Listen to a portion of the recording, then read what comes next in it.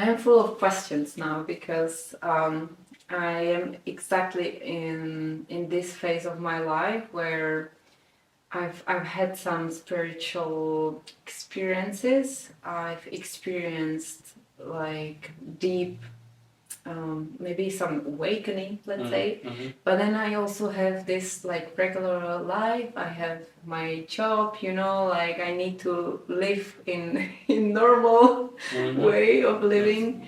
And so I feel like, oh, how do I integrate this? How do I bring my gifts to the world? Because now I kind of know about some of my gifts, but I'm still not sure how do I live in this like regular life, So imagine you've got a pair of glasses on again, and that pair of glasses belongs to your history. Yeah?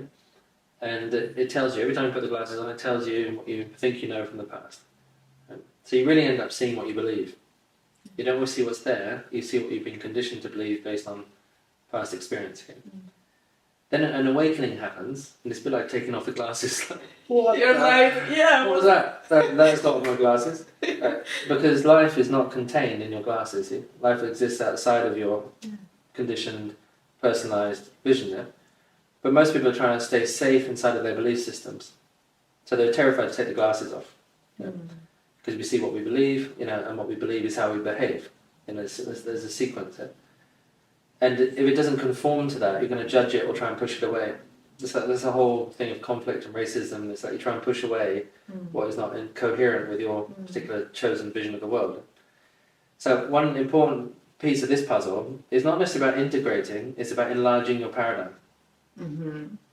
Get a different pair of glasses, right, which includes the awakening, which includes what you call this spiritual experience. For me, everything is a spiritual experience. There's only spirit.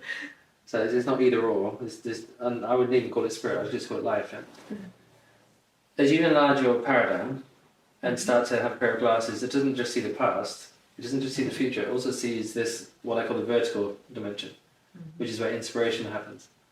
Yeah? And you start to see, you actually really start to have genuine vision again of what's here, not just what you think is here or what should be here. You start to become available for what's actually presently alive in the energy field, in the emotion, in the sensation, in presence. So the paradigm upgrade is an important shift. Yeah? Because imagine this, you look with your old pair of glasses, you go to a workshop, you have an awakening, and on Monday morning you come back and think, what am I going to do with that? Because you haven't got a paradigm that fits that new awakening. But if you could have a new view at the same time with a new experience, then on Monday morning it's like, yeah, okay, this is where it fits. This emotional communication is really going to have a huge benefit in the relationships, but I've got to take it steady in the connection with the other person so they can readjust to this new energy that's coming through me. Yeah? So you educate the people around you as well in what you're now seeing. Yeah, I used to believe I was an egoic personality in survival, and now I realise I'm actually really quite an amazing being full of all this potential. The shift from personality to presence is such a huge shift. Yeah? But you need to shift the paradigm at the same time as the awakening itself. See? And I know a lot of people have awakenings, but no paradigm shift. Then they can't explain it. See? So what do you call paradigm shift? Paradigm is the pair of glasses you're wearing. Right? A paradigm means what you believe from your personalized experience. So there's as many paradigms as there are people. Yeah, it's like everyone's looking at the world from a slightly different angle. And the more experience you have, the more study you do, the more masters and teachers and people that help you on your journey, mentors and guides, you start to widen the possibilities. But even this shift of like quantum reality, it's like before, it's like the Earth is flat and it's like you live and die here, and now people are talking about time as circles and it circles back on itself, and it's like there's concepts which don't make any sense 10, 20 years ago, but now there's like a quantum field and interdimensional play, and suddenly it's beginning to okay, there's a completely different way of looking at science, at life, at healing, and energy. But most people are still running a kind of Victorian model, from a 200-year-old. Well, in the education system they are. They've upgraded the education system to meet the needs of the children. Yeah, they're still working for an industrial workforce, which doesn't exist anymore, or hardly. So for me, the upgrade of the paradigm is very, very important. So I always balance paradigm and practice. But doesn't happen. Does it happen to you, or it's something you can do, or? Hmm. Well, hopefully, just even in our conversation, light bulbs go off and you start to hear things slightly differently. So it's not completely unusual what I'm saying to you. I hope. Hopefully, it's resonating in a way as but I might be saying a language which suddenly gives it a different reference point. So it's okay, yeah, emotion, this, and suddenly it kind of clicks together like that. There's an integration, a spider's web, if you like, of intelligence. And as that starts to harmonize in your system, you start to see differently. Every experience is the neurons are kicking off differently with every new experience, with every new movement. The neurons have to do something to adapt to create these new pathways. And as we keep growing, expanding, and breathing, and allow for growth and expansion, because a lot of people don't want to grow; they want to stay in the status quo because it's familiar. 100%. Yeah. So there's a willingness. It's like I'm here to grow. Life is growing and changing. Let's get with the party. This is what's happening. Yeah. Well, what I'm seeing in my life is really like last year I really surrendered. I would say that for me it's not so much about thinking anymore. Like before I was trying to figure everything out and like, oh, so how does it work? Like this. This guy says this. Oh, this guy says this. So how is it, And then you feel so like, oh, then whatever, you feel lost. Right now I feel like I'm just really like observing, and I rather let things come to me, and I don't try to make sense of anything. I just kind of experience it, and I feel more like I'm more trusting right now in my phase of my life. Like I'm like, okay, everything is fine, because I like 1 year ago I had panic attacks, I had anxiety, I felt really unsafe in my body, and I'm really learning to, as you said, to feel safe in my body, to trust, and to more let go and just to observe, to be present, rather than trying to think everything out. It's what we talked about in the other video about if the intellect is prioritized, then understanding is the god. Do you see? If you understand something, you're safe. If you understand something, you're clever. You're getting a good job and everything else. So it's valued above artistic qualities, for example, or intuitive qualities, or instinctual qualities. Now, what I'm interested in is the integration of every level of intelligence. So for me, I still would say that you're still trying to make sense of what's happening, but you're just using different intelligence faculties, i.e. your body, your instincts, your feelings. You're getting a sense of trust, not an idea of trust. It's a felt sense experience. There's certain people or situations that happen where you just know that's good or it's not right. It's aligned or it isn't aligned. And it's not an intellectual processing. It's more than a gut feeling. It's an energetic response. And the more you start to discover that you're really an energy being in a human disguise, do you see? Then you start to recognize that energy is actually detecting other energy all the time. In the unconscious usually. But the more you start to notice that, the more it becomes conscious. And the more sensitive you get around this, and the more you can actually understand in a multi-dimensional way. So I feel that what you're doing right now is that you're broadening your capacity for what we call understanding, which I then call wisdom. Because it's direct, it's you having the realization yourself. And you also just talked there about you're kind of letting it come to you. So there's a suggestion there that you're relaxing. This surrender, instead of push, will, must get it, got to do it tomorrow, this kind of competitive idea that we are brought up in the West. But when I've achieved it, then I'll be safe. When I've arrived, then I'll be happy. So it's always tomorrow, it's always on the next horizon. And actually it's like, no, fuck that. Sometimes it never comes. How could it ever come? You're chasing. It's chasing. The Buddha taught us this, chasing desire. You've actually got to learn how to be in the desire that's arising. So as it arises, you're in it. You're not then chasing the next one. You're in the next one as it arises. So you're not avoiding the desire. You're just not hanging on to it with desperation and fear of loss. Because it keeps arising. Next moment. So you stay present inside the experience. But I think this surrender and relaxation is really a huge key, because then it allows you to soften in your body, so the anxiety and the fear and the tension kind of dissolves. Because you're not, there's not this fight-flight happening all the time. Who's the next threat? Where is it coming from? and it's generally coming from our own mind a lot of the time. Like in a mirror. I want to know. Yeah, that's right. Yeah. So, I mean, I do study a lot. I had a teacher who said, study wide. And because what you're going to receive from that is what he called learning frames, or frames of reference. And he said, you never know who you're going to meet that's going to be an ecologist, or a philosopher, or a doctor. And it's worth studying the language from different disciplines, so that I can present the teaching or the reminding in a way that that person can receive it. Instead of like, I'm only going to speak in this one language. You see? So I like to speak artistically sometimes, more poetically sometimes, more scientifically sometimes, you know, more in motivation sometimes. It depends who's I'm talking to. Yeah, because people receive it in different ways. Yeah. And I don't mind how I present it. You know, for me the most important thing is the skill of connecting with the person you're with, or the group you're with. What are they capable of receiving it? In some situations, I've done dance classes and I said, I'm not going to speak at all tonight. It's going to be a telepathic journey. Right? Because the group is so receptive, and they've been with me several times, and they kind of know the flow of the movement. And everyone's in this kind of delicate space. They're like, almost like tasting the music. Like, that's what it's doing. And that's very interesting, see? Because they've got a trust in their own resources and their own intelligence to guide them in their own movement, see? Yeah. So yeah, different ways of presenting the teaching is important. But yeah, just reflecting on it, I think the relaxation is an important place now. But then there may be another stage that comes later, which is that you may get a whole lot of like language models or ideas that come to you, which are new, which are more resonant with what you're actually feeling. But I generally see that the experience comes first, it's like the experience, and then later it percolates up into the thinking process. Yeah, that's also my experience. And it's interesting because I feel like a lot of old stuff disappeared, or like it stopped making sense.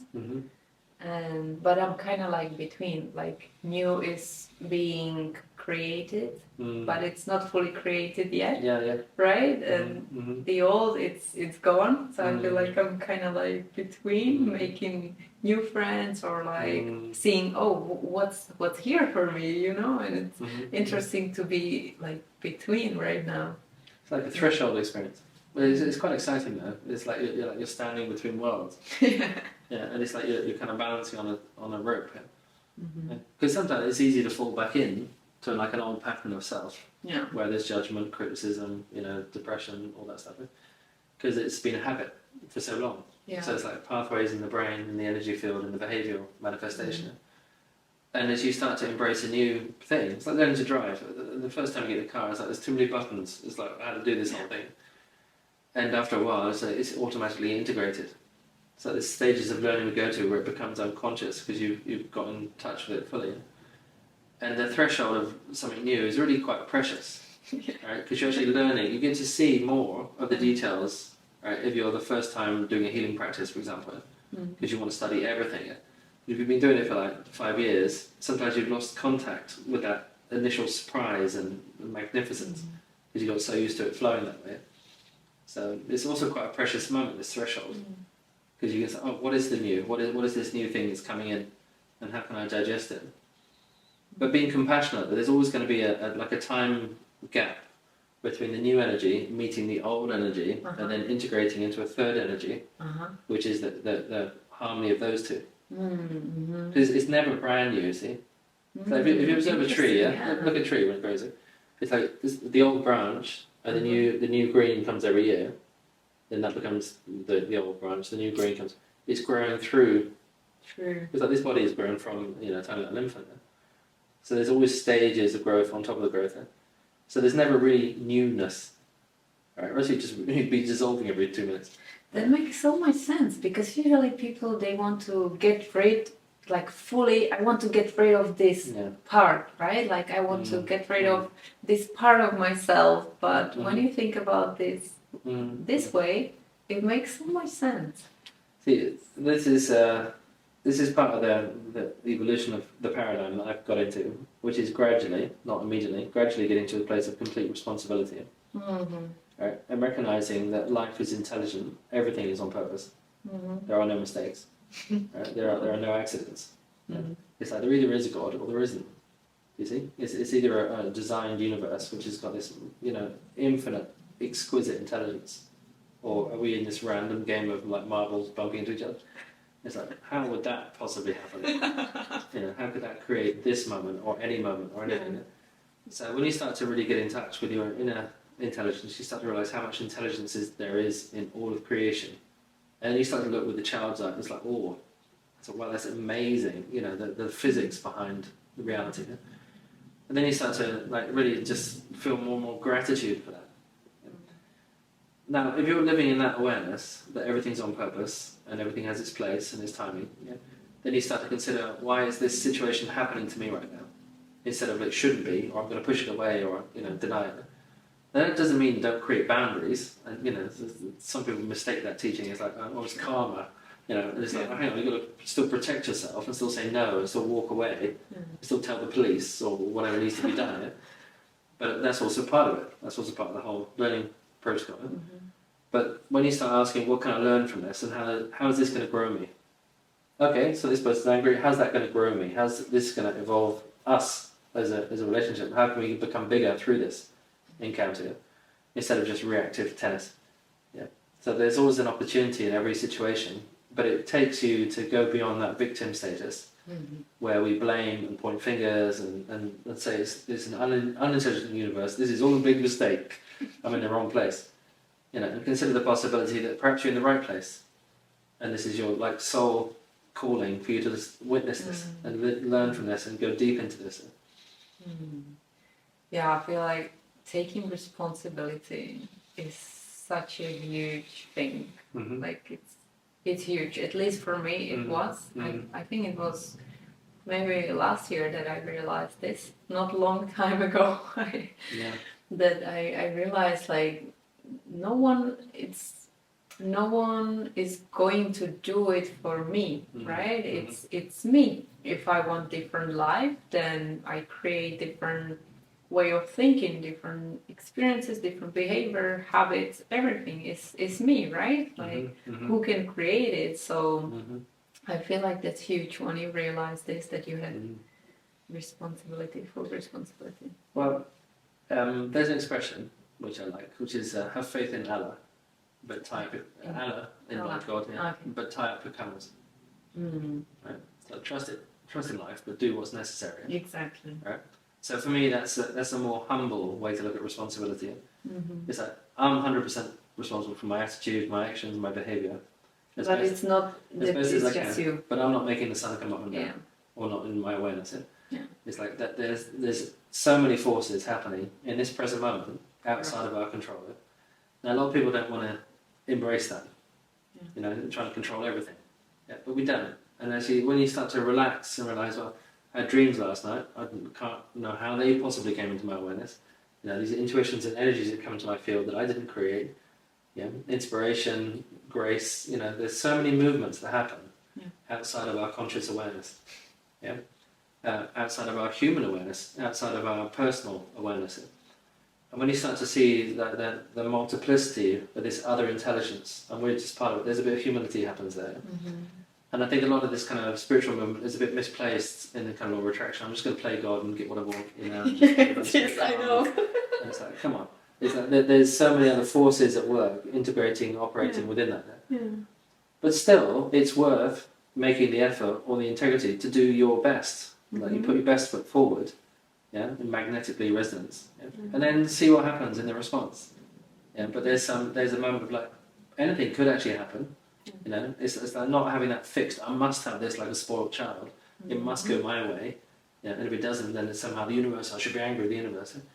It's like, well, maybe there's another lesson in it not going your way, about humility, about pride, about relaxation, about acceptance. So as often there's like this driven from this egoic. Western model of like I must, me, instead of us, we, together, life, cosmos. This is a very different approach to existence.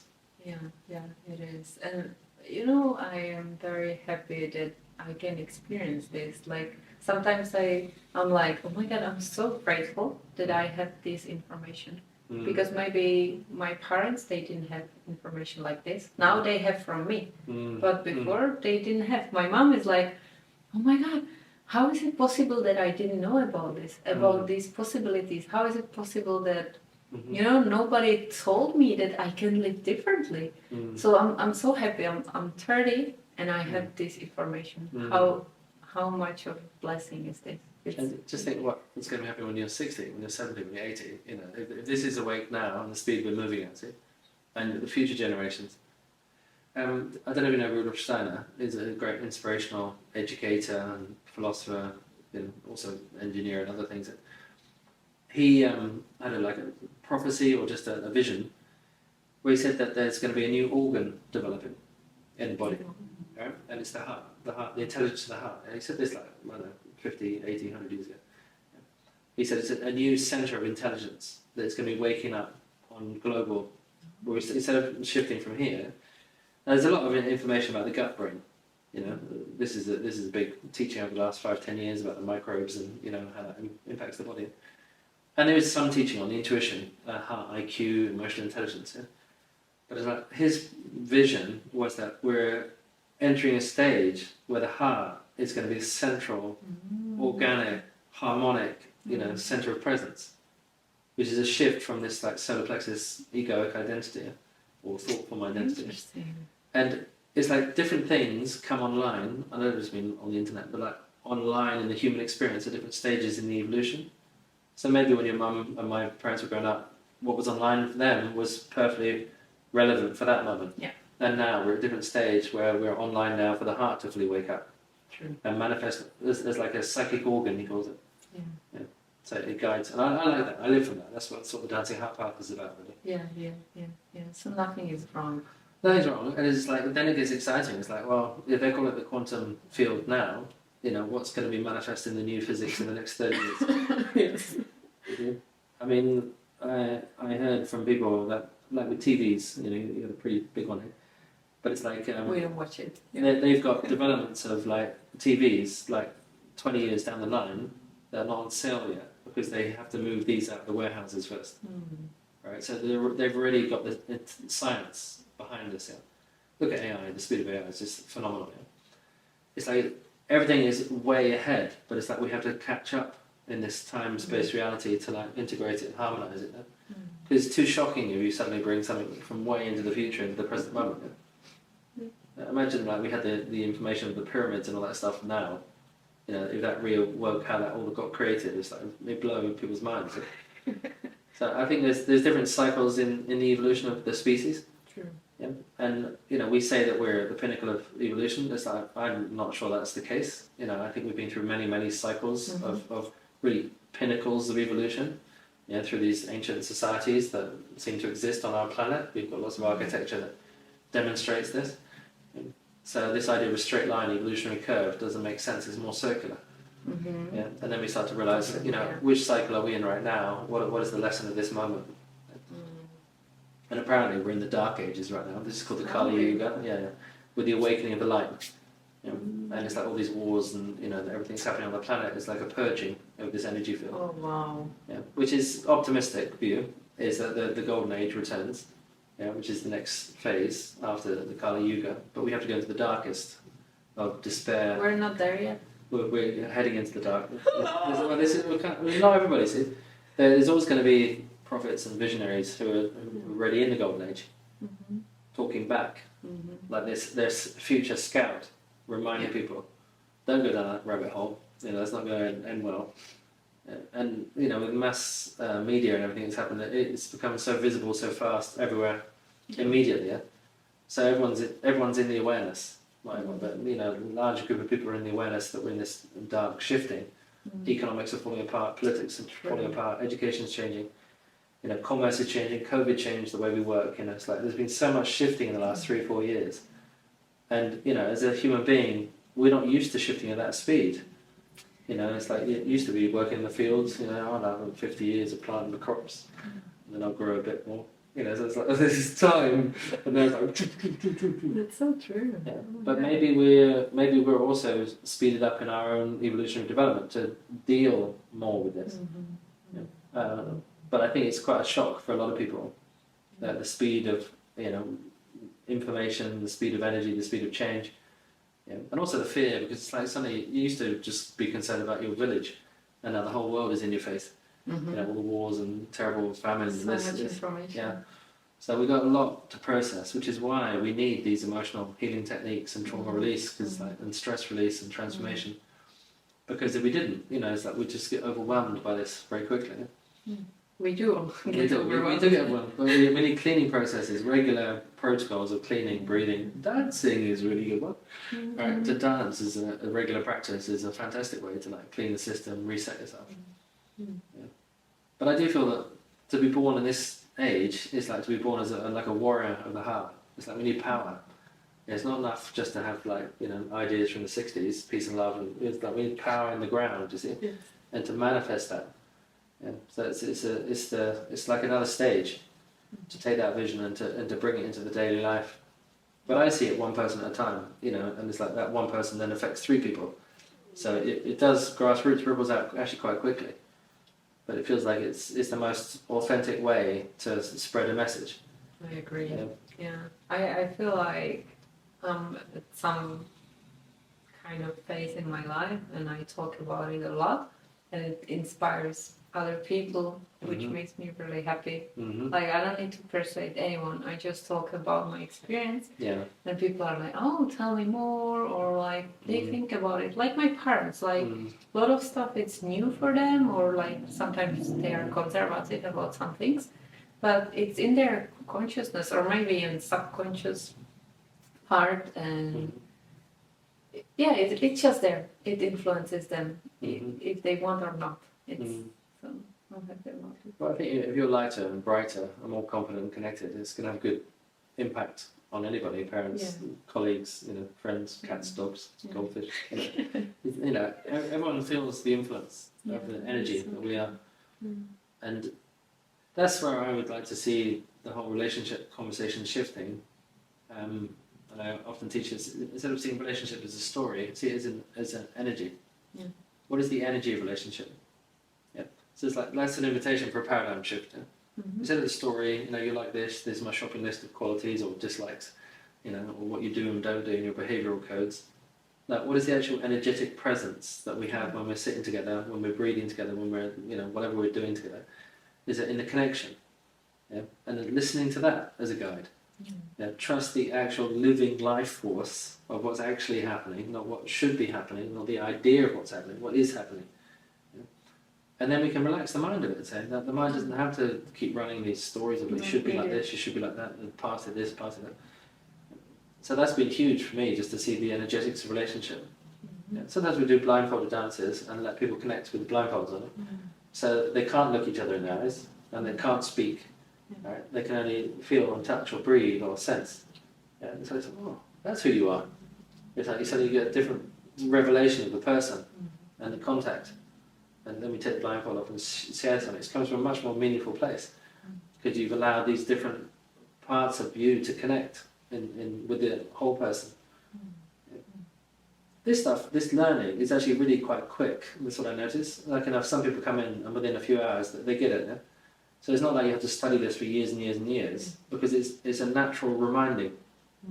The wisdom is already there. You knew all this stuff when you were a child. When you were born, when you were a soul coming in, you knew all of this.